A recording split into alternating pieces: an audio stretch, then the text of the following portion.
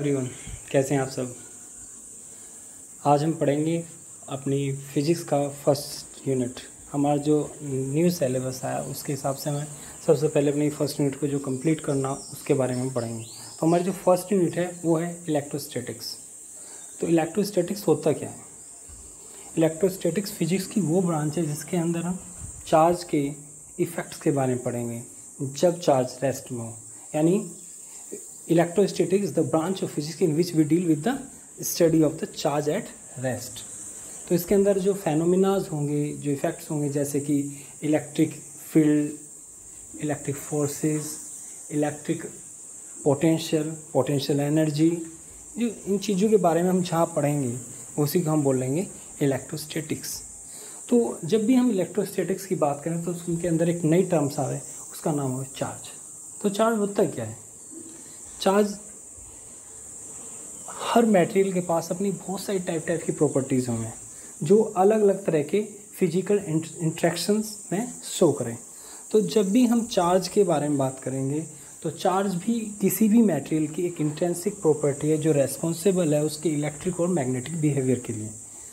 जब charge rest में होगा तो सिर्फ इलेक्ट्रिक बिहेवियर शो करेगा, और जो वो मोशन में होगा तो अपने इलेक्ट्रिक बिहेवियर के साथ साथ मैग्नेटिक बिहेवियर भी शो कर रहा होगा। तो इलेक्ट्रिक चार्ज है क्या? Electric charge is an inherent property. तो इलेक्ट्रिक चार्ज क्या है? इलेक्ट्रिक चार्ज एक इंट्रिंसिक प्रॉपर्टी है किसी भी मटेरियल की जो रेस्पॉन्सिबल है उसके इलेक्ट्रिक बिहेवियर के लिए। ठीक है। तो अगर हम बात करें चार्ज होता क्या है, कैसे आया चार्ज, कैसे चार्ज के बारे में हमने पता लगाया। तो जब ग्रीस लोग जो थे, जो पुराने टाइम में, वे थोड़े छोटे छोटे मैजिकल शो करते थे। उन मैजिकल शो के अंदर वे क्या कर रहे थे, जो अबानुस की छड़ थी उसको बिल्ली की खाल पे रब करते थे। जब इसे रब कर रहे थे तो उसको जब हम किसी भी छोटे छोटे तिनकों के पास लेके जाए थे तो ये तिनके उस पर चिपक जाए थे। तो तिनकों का इस तरह चिपकना के कारण वे बोल रहे थे कि रोड के पास एक चार्ज आ गया, यानी कि उसके पास एक प्रॉपर्टी आ गई जिससे कि वो उन छोटे छोटे पार्टिकल्स को, उन छोटे छोटे तिनकों को अपनी तरफ अट्रैक्ट कर सके। यानी किसी भी बॉडी के पास एक ऐसी स्पेशल प्रॉपर्टी आ गई जिसके कारण वो कुछ नया कर सकते हैं, इसीलिए इसको हम चार्ज बोल दिया गया था। लेकिन बाद में जब नई नई थ्योरियाँ आई, जो मॉडर्न फिजिक्स आई, जब हमने एटम्स के बारे में जान लिया, हमने जब इलेक्ट्रॉन्स के बारे में जान लिया, तो उसके बाद हमें पता चला चार्ज को कैसे हम रिप्रेजेंट करेंगे। तो चार्ज को हमने क्या बताया, किसी मटेरियल की इंट्रिंसिक प्रॉपर्टी बताया।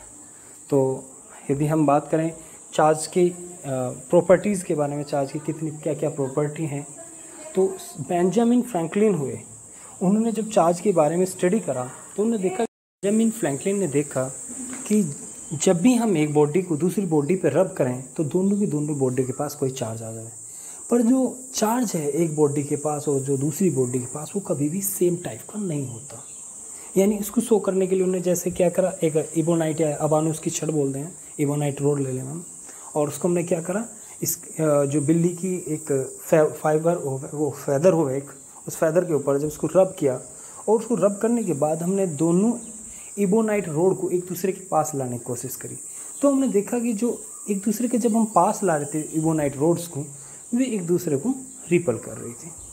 पर जैसे ही हमने एक तरफ बिल्ली की खाल रखी और दूसरी तरफ फैदर ऑफ कैट रखा और दूसरी तरफ हमने इबोनाइट रोड रखा, तो ये थोड़ा थोड़ा एक दूसरे को अट्रैक्ट कर रहे थे। तो हमने माना कि दोनों बॉडियों पे जो चार्ज की टाइप है वो सेम नहीं हो सकती, क्योंकि दोनों को जब हमने चार्ज किया, जिस मेथड से हमने चार्ज किया, तो जो हमारे पास इबोनाइट रोड है और जो बिल्ली की स्किन है उस पर सेम टाइप के चार्ज नहीं मिलेंगे, क्योंकि दोनों चीज़ मटेरियल अलग अलग है।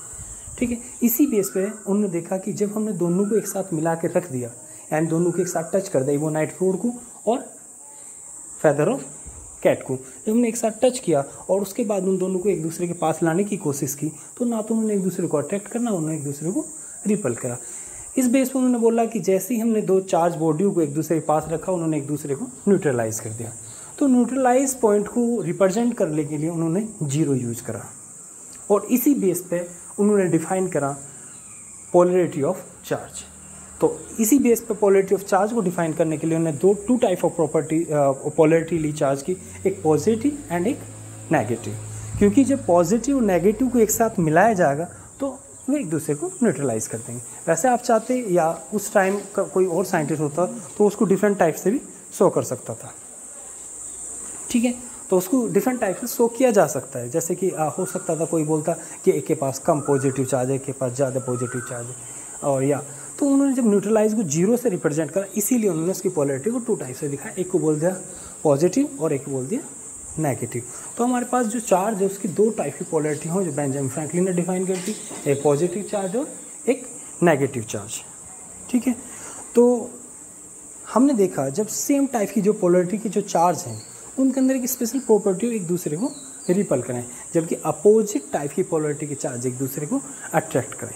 पर यदि हम same quantity of different type of polarity charge को एक दूसरे कॉन्टैक्ट में रख देंगे तो वे एक दूसरे को न्यूट्रलाइज कर देंगे।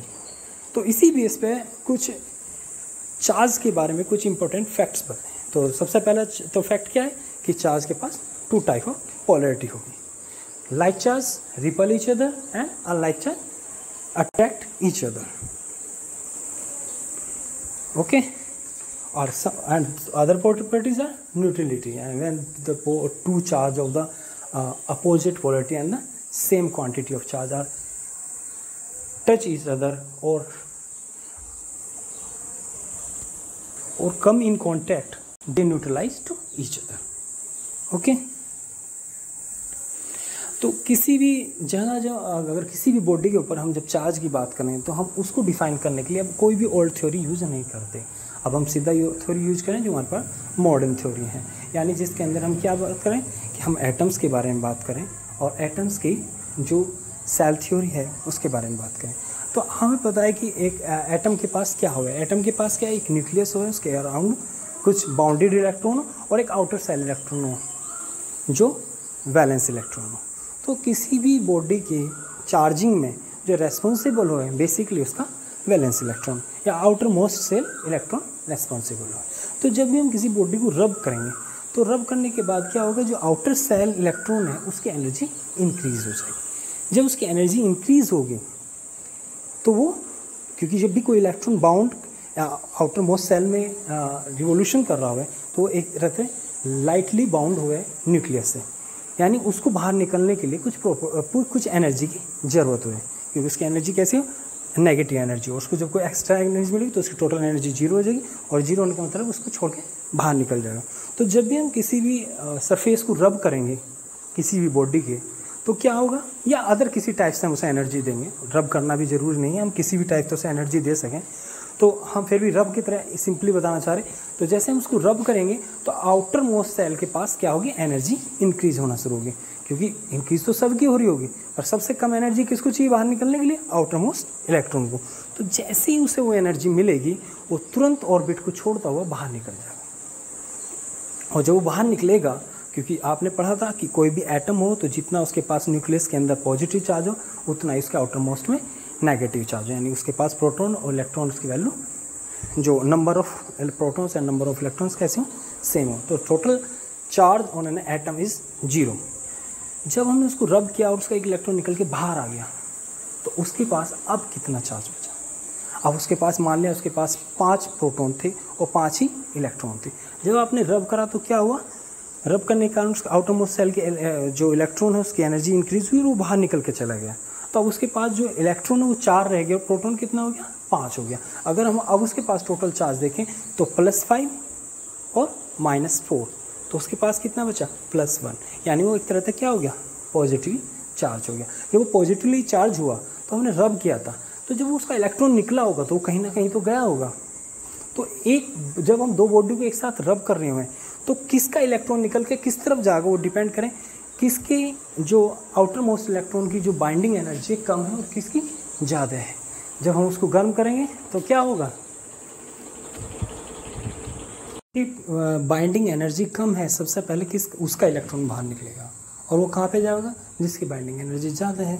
तो जिनकी बाइंडिंग एनर्जी कम होगी, अगर दो मटेरियल हम एक साथ रब कर रहे तो जिसकी बाइंडिंग एनर्जी कम होगी वो पॉजिटिवली चार्ज हो जाएगा, जिसकी ज़्यादा होगी वो नेगेटिवली चार्ज हो जाएगा, क्योंकि अगर इलेक्ट्रॉन एक तरफ से निकलेगा तो दूसरी तरफ कहीं जाएगा, क्योंकि पूरे जो ब्रह्मांड की जो टोटल चार्ज है वो कितना है, 0 है, क्योंकि सारा का सारा ब्रह्मांड किससे मिलकर बना, एटम से, और हर एटम क्या है, न्यूट्रलाइज हुआ है। तो total number of proton, total number of electron and total charge जो है वो कितना है, 0 है। तो जब भी कोई इलेक्ट्रॉन, इसलिए हम बोल रहे हैं कि चार्ज के पास एक कंजर्वेटिव प्रॉपर्टी, यानी चार्ज को ना तो कभी ख़त्म किया जा सकता और ना ही कभी क्रिएट किया जा सकता, सिर्फ इसको ट्रांसफ़र किया जा सके एक बॉडी से दूसरी बॉडी, जो हम आगे देखेंगे प्रॉपर्टी ऑफ चार्ज के अंदर ही। तो जब हम चार्ज की बात कर रहे हैं, किस बॉडी पे पॉजिटिव आया, किस पे नेगेटिव आया, तो वो डिपेंड करेगा किसकी बाइंडिंग एनर्जी कम और किसकी बाइंडिंग एनर्जी ज़्यादा है। तो इसी बेस पे हम डिफाइन कर लेंगे दो मेटल के बीच में कि ये मेटल पॉजिटिवली चार्ज हो जाएगा, ये नेगेटिवली चार्ज हो जाएगा।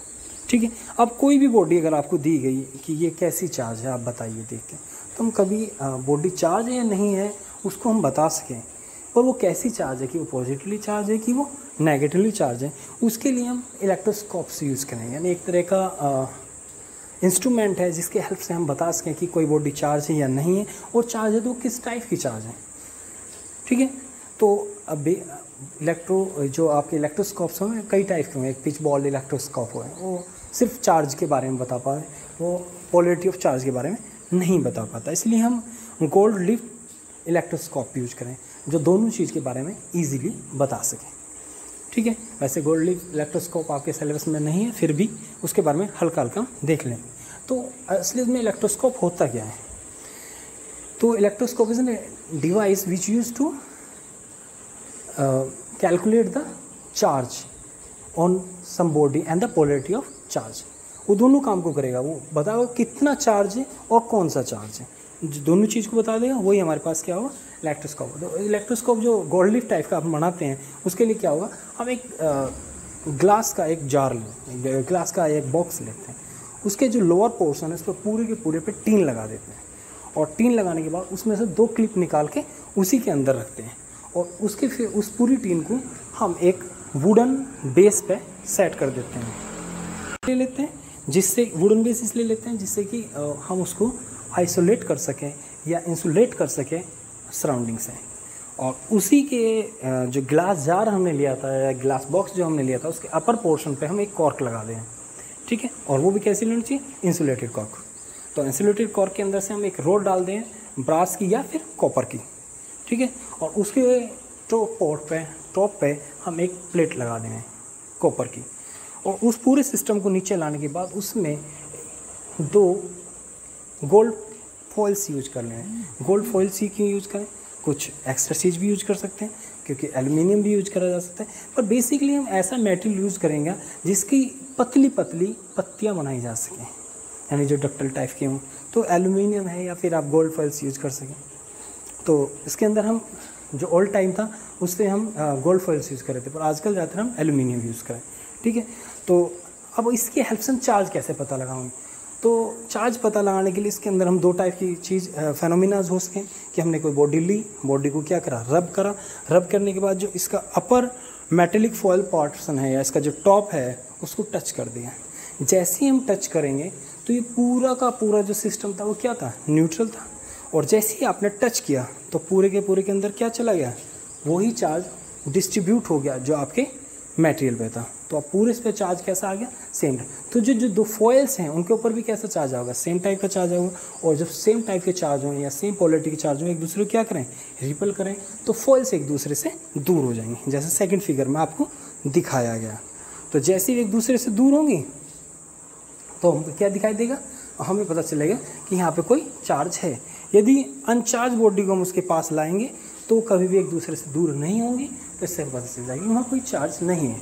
अब कैसे पता लगेगा कि वो पॉजिटिव चार्ज है, नेगेटिव है, क्वांटिटी कितनी है, तो क्वांटिटी मेज़र करने के लिए हम इसके साथ एक मीटर अटैच कर देंगे, जिसमें हम पहले से ही कुछ नॉन चार्ज देने के बाद उसको कैलकुलेट कर रखते हैं। फिर जब भी अननोन बॉडी को लाएंगे उसका जो डिफ्लेक्शन है उसको हम पहले कैलकुलेट कर लेंगे पर यूनिट डिग्री के लिए, कि इतना चार्ज देने के बाद इतना डिग्री डिफ्लेक्शन हुआ, तो पर यूनिट डिग्री के लिए कितना डिफ्लेक्शन हुआ, उसे कैलकुलेट करके हमने मीटर तैयार कर लिया, उसके साथ एक स्केल तैयार कर लिया। तो अब हम जैसे भी उसको ऊपर से चार्ज देंगे उसका जो डिफ्लेक्शन होगा उसको मेज़र कर लेंगे, बोल देंगे भाई कैलकुलेट कर लेंगे पर डिग्री के लिए इतना, तो इतने डिग्री के लिए इतना चार्ज। पर अब अगर हम इस बॉडी को टच कर दें अपर पोर्शन को, तो जो बॉडी के ऊपर चार्ज है वो ही डिस्ट्रीब्यूट होगा पूरे के पूरे इस पर। तो चार्ज की जो वैल्यू है वो एग्जैक्ट मेजर नहीं होगी। तो इसके लिए हम कभी भी क्या करें, उसको चार्ज ना कर, उसको टच ना करके क्या करें, उसका इंडक्शन करें। इंडक्शन करने के लिए हमें क्या करना होगा भाई, हम क्या करेंगे, रोड को टच नहीं करेंगे। टच ना करके क्या करेंगे, उसके जो मेटेलिक टॉप है उसके पास लाएंगे। जैसे ही मेटेलिक टॉप के पास लाएंगे तो क्या होगा, पूरा का पूरा मेटेलिक बॉडी है, मेटेलिक बॉडी के अंदर क्या है, जो चार्ज पार्टिकल्स है वे क्या कर सकें, या कंडक्टर्स के अंदर क्या कर सके, चार्ज फ्रीली मूव कर सके। यानी बेसिकली हम बात करें जो कंडक्टर्स हैं उनके अंदर क्या चार्ज फ्रीली मूव कर सके, इसी बेस पे हम उसे कंडक्टर बोल रहे हैं। तो जब ये पूरी बॉडी का जो अंदर का रोड है वो कंडक्टर है, तो जैसे ही आपने ऊपर रोड लाए तो क्या होगा, इसके अंदर जो अपोजिट चार्ज है वो क्या करेगा, वो अट्रैक्ट होगा, और जो सेम चार्ज है वो रिपल होगा। तो पूरी रोड के एक पोर्शन पे क्या होगा, अपोजिट चार्ज इकट्ठा हो जाएगा। यानी जो हमारी रोड है उसकी तरफ क्या हो जाएगा, उसका अपोजिट चार्ज इकट्ठा हो जाएगा जो हम रोड लाए थे। जबकि जो लास्ट यानी जो एंड पॉइंट है जहाँ फॉइल्स लगी हुई हैं वहाँ कैसा होगा, सेम चार्ज जो रोड पे चार्ज है उसी की टाइप का चार्ज इकट्ठा हो जाएगा। जब वहाँ पे सेम चार्ज नीचे आएगा तो वे एक दूसरे रिफ्लेक्ट होंगे और वहाँ पे हम चार्ज की एग्जैक्ट वैल्यू को कैलकुलेट कर पाएंगे। साथ साथ में हम इस पूरे सिस्टम में जो साइड में जो बोला था एक बेस रखें, बेस के साथ 2 टीन की जो पिन रखें, उसको रखने का कारण सिर्फ एक ही हो है, जिससे किसी सेंसिटिविटी को बढ़ाया जा सके। ठीक है, अगर आप इसके इसी की हेल्प से हम क्या कर सकें, कोई भी चार्ज कैलकुलेट कर सकते हैं। ठीक है, तो हमने जो आगे देखा कि इलेक्ट्रिक जो आपके पास चार्ज है वो क्या क्या बिहेवियर दे सकता है, उसके कारण कौन कौन सा बिहेवियर आ सके। तो बेसिकली हमने देखा वो एक दूसरे को अट्रैक्ट या रिपल करें, जिसके कारण हम फोर्स फील करें, और फोर्स को ही रिप्रेजेंट करने के लिए हम नई नई टाइप की क्वांटिटीज़ यूज़ करें, जैसे कि इलेक्ट्रिक फील्ड इंटेंसिटी या इलेक्ट्रिक पोटेंशियल। ठीक है, तो आगे हम बात करेंगे चार्ज के बारे में, चार्ज कितने टाइप के हुए हैं, चार्ज डेंसिटीज़ क्या हुए हैं, और चार्ज की जो प्रॉपर्टीज़ क्या हैं। तो सबसे पहली जो प्रॉपर्टी है चार्ज की वो है additive property. Property of electric charge first is additive property. Means additive means क्या है कि यदि हम किसी भी बॉडी को कोई चार्ज देंगे, ऐसे हमने किसी बॉडी को एक 1 कूलम दिया, 2 कूलम दिया, 3 कूलम दिया, 4 कूलम दिया, अगर हम उस बॉडी का टोटल चार्ज कैलकुलेट करेंगे तो वो उनके एल्जेब्रिक सम के इक्वल होगा। एल्जेब्रिक का मतलब क्या है, उसके अंदर अगर आपने फर्स्ट चार्ज पॉजिटिव दिया था और सेकंड नेगेटिव, यानी एक आपने दिया था Q1, एक आपने Q2, एक आपने Q3, एक आपने Q4, तो जो टोटल चार्ज होगा बॉडी पे वो होगा Q is equal to Q1 plus Q2 plus Q3 plus Q4। All charge come with the polarity. If someone is positive then we put the positive sign, and if other charge is negative then we put the negative sign. So total charge is the algebraic sum of the charges. So this is called the additive property of charge. So on some body the total charge is algebraic sum. Okay, next is the conservative property of charge. Means that charge never be created, never be destroyed. यानी charge ना तो create किया जा सकता ना destroy किया जाए। यानी टोटल चार्ज क्या होगा बॉडी का, वो कंजर्व रहेगा। ठीक है, यानी पूरे ब्रह्मांड का चार्ज टोटल कैसे रहेगा, कंजर्व रहेगा। ठीक है, तो इसलिए हम क्या करेंगे, जैसे कि हमने क्या करा, चलो हमने 2 बॉडी लिया, एक दूसरे के ऊपर रब किया, तो यदि एक बॉडी पॉजिटिव चार्ज हुई होगी तो डेफिनेटली है सेकेंड बॉडी क्या हुई होगी, नेगेटिवली चार्ज होगी। और जब एक पॉजिटिव हुई होगी दूसरी नेगेटिवली हुई होगी तो दोनों पे चार्ज भी कैसा होगा, सेम टाइप का। If there is no leakage of charge in surrounding, यदि आपका कोई चार्ज सराउंडिंग में लीकेज नहीं हुआ तो, क्योंकि अगर लीकेज हो गया होगा तो उस पर थोड़ा कम हो जाएगा, पर टोटल चार्ज अब भी कैसे रहेगा, कंजर्व रहेगा, क्योंकि कुछ लीकेज जो होगा वो सराउंडिंग में गया। तो टोटल चार्ज क्या होगा, leakage plus charge on the first body plus charge on the second, the sum of all the charge is 0. So the charge is never be created, never be destroyed. Okay, next is the quantization of charge. जब भी हम बात करेंगे quantization of charge की, तो सबसे पहले हमें पता होना चाहिए कि किसी भी बॉडी पे जो मिनिमम पॉसिबल चार्ज है, यानी ये जो फंडामेंटल चार्ज है, वो कितना हो सके. क्या उसकी कोई वैल्यू है, फिक्स है, या वो कितना भी हो सके, कितनी भी वैल्यू रख सके. इसके लिए ही एक एक्सपेरिमेंट किया गया, और जो उस एक्सपेरिमेंट के बाद हमने चार्ज देखा, तो हमने क्या देखा, चलो अब आप ही देखो, अगर हम किसी बॉडी को रब कर रहे तो इलेक्ट्रॉन ही निकल के बाहर जा रहा था. या इलेक्ट्रॉन एक बॉडी से दूसरी बॉडी पर आ रहा था। तो जिस बॉडी से इलेक्ट्रॉन निकल के बाहर जा रहा था वो बॉडी क्या होती जा रही थी, पॉजिटिव चार्ज होती जाती।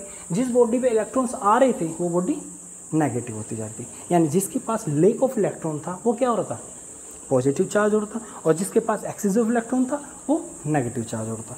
तो जैसे ही हम किसी बॉडी को रब कर रहे तो उसके ऊपर से जो चार्ज का जो मूवमेंट है वो in the form of electrons है। यानी या तो एक इलेक्ट्रॉन्स या 2 या 3 या 4 या 5। तो किसी बॉडी के ऊपर इस तरह जो वैल्यू ऑफ चार्ज है वो क्या हो सके, या तो 1 इलेक्ट्रॉन चार्ज, 2 इलेक्ट्रॉन चार्ज, वो पॉजिटिव या नेगेटिव, वो डिपेंड करेगा किस बॉडी में से इलेक्ट्रॉन निकला और किस इलेक्ट्रॉन पहुंचा।